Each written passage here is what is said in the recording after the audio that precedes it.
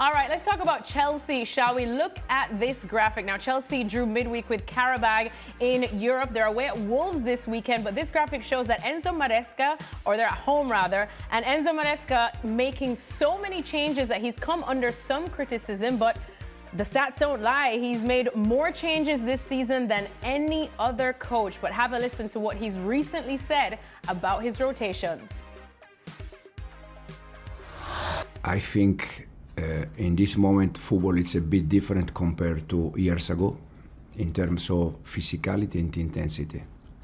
For me personally, it's impossible to play with the same players, 65 games in one season, Champions League, Premier League, and you cannot say, yeah, but why years ago was possible? Because it was different football, it was not so physicality. I played for 20 years, was not so physical. Now change, so you need to rotate. This is my personal view. And I think you need to do that if you want to see a season like a marathon. Then when you are in February, when you are in March, that is the last sprint, probably you have to think in different way. But at the moment, I think you have to think like a long race. Frank, what did you make of what Enzo Maresca had to say? Of course, he says he has no choice pretty much but to rotate, especially when the games are coming thick and fast. But is this becoming a problem for him? I still have some issues to compare generations, but I think our generation and the football we were playing was more violent. I don't know in terms of physicality how you put it, because that was very physical, that was very demanding. The field, the pitches were in the same state that we can see nowadays. The referees were very open-minded, I would say, especially in England. That was a war every game. So hearing nowadays that it's more physical, maybe because it's more open in the middle of the park, they run more. But is that the physical aspect of the game to run more? I'm not sure it is. The intensity that you put, I'm sorry, I'm bored watching games 70% of the time because it's so boring, it's so slow, it's so tiki-taka. Yeah, they don't touch the ball, they go around, whatever it can be. But really, to compare what I see before and what I used to see like 15, 20, 25 years ago, I don't see where we can say it's more physical. Now, it's hard with Chelsea to know because you have lots of injuries to say, that you don't need to change players. But he likes to do that. He always had two teams. And he did that last season, and he had a team for the European campaign and another team for the Premier League. So he's used to that. And I'm sorry, against Qarabag, it didn't work. It didn't work because it was too much, because some players have not enough experience in that level to compete even against Qarabag. And because it doesn't put the level up. So that was a mistake. For me, it tries to find some excuses, but it doesn't work with me. So here's the crux of the matter, right? Go on, give us the crux. The crux of the matter is, you've got bigger squads now. Frank's talking about when we played 25, 10, 50, whatever it is. So you can argue till you're blue in the face whether it's more physical or not. But the fact is that they've got twice the size of squads now, and everybody understands that you have to rotate. So your job is to make the right rotations at the right time with the right players in order to, when it comes to February, March, April, that you're actually in contention for things. There's no point in making 7 changes and you lose games, and then come February, everybody can run the 100 metres in 10 seconds, but it's too late. You can't win the title. Yeah.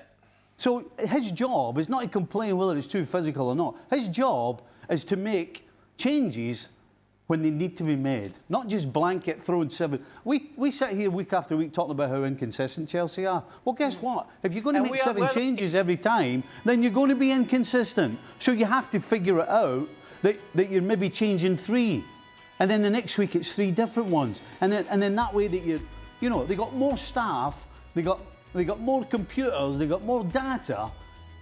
So don't complain, figure it out and work it out how it suits you best, instead of just complaining. And what Stevie didn't say, and with Craig and Stevie and I, we had only 2 substitutes.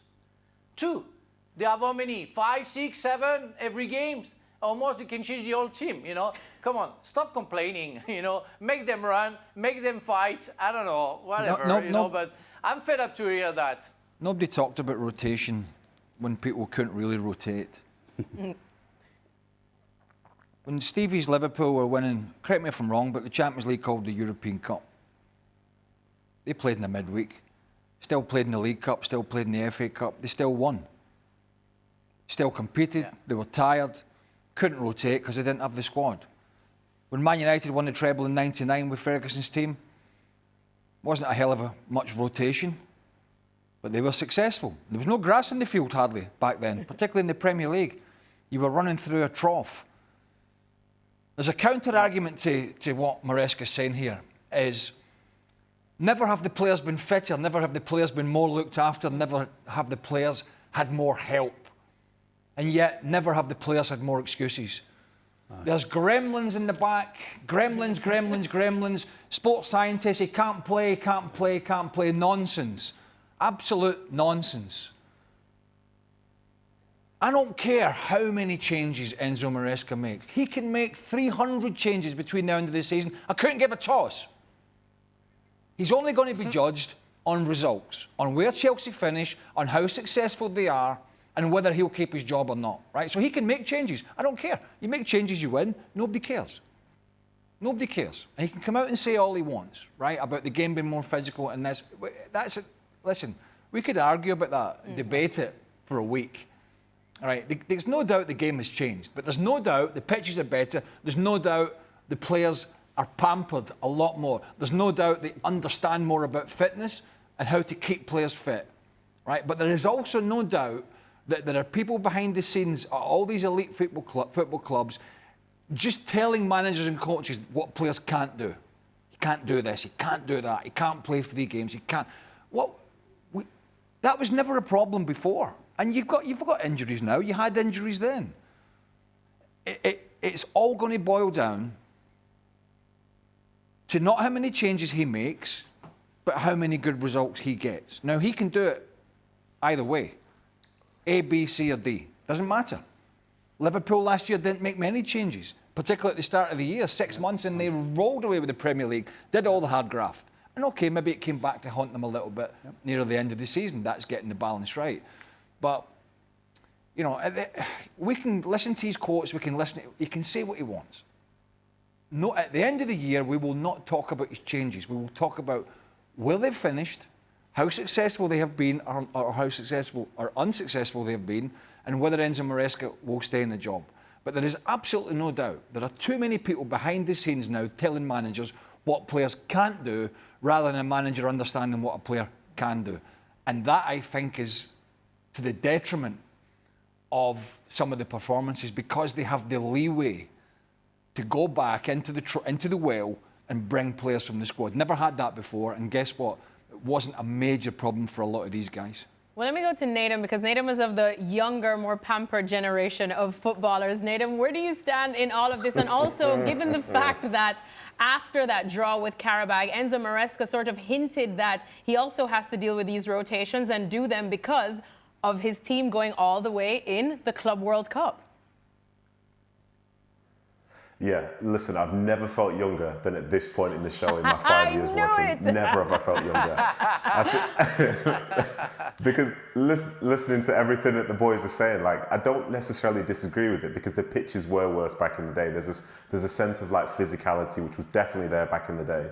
And for myself, starting in the early 2000s, retiring in 2020, I saw some of the changes come across, and to sort of bail out Maresca a little bit here, like his words and stuff were coming because of a critique that Wayne Rooney put towards him, which said that he made too many changes. So him just coming out, he's not necessarily seeking sympathy, he's almost trying to give an explanation from his side of things. And some of those changes that Chelsea have had in recent weeks and last month or so is because someone like Lavia has been in and out, someone like Liam Delat's been in and out, they've had centre-halves be in and out with injury and so on. So some of those changes in some ways at times have been enforced, but if you look, there's still a core spine that exists within that side who he really trusts, and he plays every single time, whether it's a Fernandes, you know, it's like Caicedo, those types of players.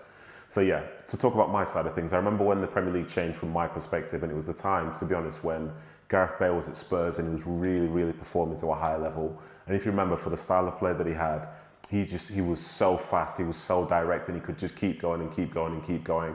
And at that stage there, we used to wear the GPS vests and so on. And what they noticed was that his high intensity running was somewhere between like 1,000 and 2,000 meters in a game, which was so far ahead of most players, so far ahead of the average player. And as time passed, they started to say to players, you need to have this capacity to be able to do that. And what Maresca was alluding to there was the intensity, because it is about, the Premier League these days is about the number of sprints you can do. How many can you do? Can you repeat them? Can you be doing them later in the game? So the intensity did change across the years and the expectation changed from that standpoint. So now a slur that you can give to a team is like West Ham a few weeks ago. You know, West Ham, they're slow. So people are still covering the same distances they did from when the boys were playing and when, say, I was playing. But there's certain aspects whereby you have to sprint more, and that's the intensity that you're speaking about. But yeah, I get what the guys are saying, because that's their generation. This is something that they've lived through. But things have changed across the way, and I've got to mention as well, from a Man City perspective, when they were at their absolute peak, say 3, 4 years ago, Guardiola at the start of the season would always be making 3 or 4 changes every game, and his whole purpose was, when he gets to the end of the season, not that many of the players are in a position to where they're redlining, they're on the verge of breaking down. And it also allows the players within the squad to have that sense of, you know, still being involved, so that when the end of the season comes, they're as ready as the next person. So when the 2-3 changes are happening every game, and you know you're still winning, it doesn't really matter, and we sort of praise squad depth. Or we could talk about the other side of it with, say, Ange Postecoglou when he was at Spurs, and he was people were saying he's running Van de Ven and Romero into the ground, trying to bring them back too soon. These guys are suffering. Why won't you make changes and so on? So there are two opposite ends of the spectrum, and I respect what the guys have said. But like I say, the people involved in the Premier League now, they hold the players to a different sort of, like, when I say physical standard, I'm talking about that running standard. And I think that's what Maresca sees on a day-to-day basis and the effect that it can have. When I left Celtic to go to Derby in 1990, Derby, right, smaller club, terrible team at the time, fighting relegation. You know, Jim Smith was the manager, no longer with. He was old school, Jim, old school. But guess what he had? He had Prozone. Back in '99, Prozone. It was measuring all the players' training. It was measuring all the players in a game. And a Monday morning, we'd sit down in a meeting room, and he'd go through the Prozone with his coaches and the players. 99. We understood what running was then. We understood what intensity. It told you, you know, it didn't just tell you how far you run. It told you the intensity. It told you a lot. Now, is it enhanced now and more enhanced? Yes. But we had technology, even in '99, even at Derby, even with an old school manager and the bald eagle, Jim Smith. But guess what? There are two things in football. There's a, well... Never change, aye. Yeah, there's good players, there's average players, and there's bad players. And the good players don't make an excuse for the running. The good players run at the correct times. The good players don't need to be told where their high-intensity runs are and what. And I get all this technical stuff. I understand it. But the basics stay the same. Good players and average players. And when you put in average players in the team, you generally get average results. You can put bands on and you can measure the data and you can do all you want. But that never changes. The pitch size roughly never changes. The goals stay the same. And there's good players and there's bad players. And that is the bottom line here. Well, Am I confused the situation? No, never. Craig, confused Did he mention the Club World Cup? He did. That's exactly what I was going to come to you on. Do you see that actually affecting Chelsea now, as you did predict would? Well, I don't really care if it affects Chelsea, but I mean, it was always going to be interesting for us analysing it to look at and see all the teams that were there.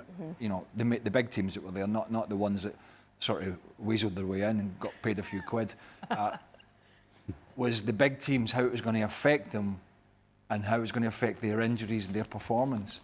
So I suppose all that will come out in the wash near the end of the season. But he can, you know, he can, and other managers can look to that. Go and see that guy Infantino. Go and talk to him about it. Go and talk to him about the Club World Cup. We told you at times, a bag of crap. Yeah, but that's what it is. Still, Frank? But still, Craig, I'm sorry, I'm going to refer to the '98 World Cup and Marcel Desailly and myself. We played all the games during the season. We won with Chelsea 4 titles. We played the European Cup, so we went far in the European Cup. We were far in the League Cup that we won, and went to play the World Cup. We had like 2.5 weeks holidays. And we had to play with Chelsea, Marcel just signed, and we played almost all games season long. We played the semi-final of the Cup, Winners' Cup, European Cup, which doesn't exist anymore. We played the Premier League, we played the FA Cup, we played with the national team for the qualification of the European. We never complained about anything. We never felt tired. And we were happy to go for it, and we didn't get injured. I don't know. Maybe they're more fragile. Maybe they are too wondering about anything. We were going for it. They're soft. And again, talk about the field. Mentality. Yes. But they are soft these days. They're soft. You're calling Nedum soft. No, Nedum's retired. They're soft. Nedum is half soft. It's between the two There's generations. nothing worse Half now. soft. They're soft. Most of them, they're soft and they're pampered. They're highly paid, pampered softies, the bulk of them, right? Now, a lot of them are very talented. But I think we're all a bit sick now. Is sitting here listening to managers and players talking about fatigue. I mean, we're in November. No, you see Caicedo. Is he complaining? He plays every game. He's fantastic. He runs everywhere. And it's what we talk. It's Craig was talking about, the good player. They don't complain. They go for it. They go for it and they're good. So, yeah, I don't know. You think players never run? You think players never run about? I mean, you think we just, what do we play? Nedum, what's making you chuckle so much? Because I don't know what we're talking about anymore. Which player's complaining? It was Maresca answering a question. Like, how do we get here? Like, the players you may perceive them to be soft and pampered, but I'm sure the players that played football before the guys on this panel played football would have called you guys also soft and pampered. It's like a generational thing to where we believe everybody's getting softer. Yeah, but we never moaned about games, Nedum. We didn't come out. But who's moaning? But who's moaning? But who's moaning? Who's moaning? That's the thing. Who's moaning? Every manager and coach, even players are coming out moaning about it. Which players? That's the thing. Because we're talking about players, for example, like in years gone by, we've had like Rodri, we've had Courtois, all these guys. And it's not just the fact that they're playing too many games this season. For them, it's 3, 4, 5 years worth, all coming off the back of the pandemic, for example, for when there's like the Nations League games and all these extra games being brought in. And some are playing like 70, 80 games in a season, which I think, stop me if I'm wrong, I think that's more than any generation beforehand has had to play before. And for me, I say this is a reason why, like, it's not in isolation, because it's not just one season.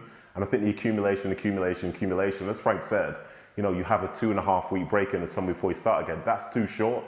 But when you do it 3, 4 years in a row, well, I think they're pretty much entitled to complain because it does feel like it's too much. I think, Nedum, I think Zidane, when he won the Champions League in 2002, I think it was, and they compare with another player from Real Madrid when they won the last time they won the Champions League. Zidane played more games. He played more games, and he never complained about that.